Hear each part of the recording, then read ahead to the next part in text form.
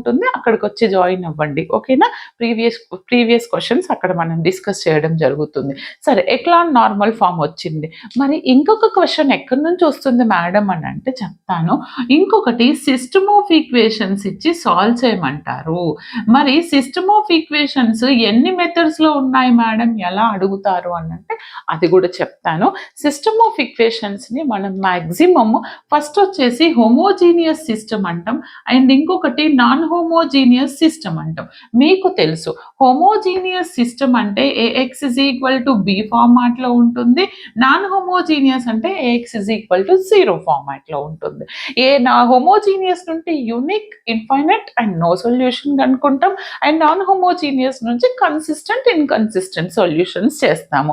ఈ హోమోజీనియస్లో unknown values ఇచ్చినప్పుడు అవి కనుక్కోండి అంటారు, లాంబ్డా, ఏ అలాంటివి. అవి చాలా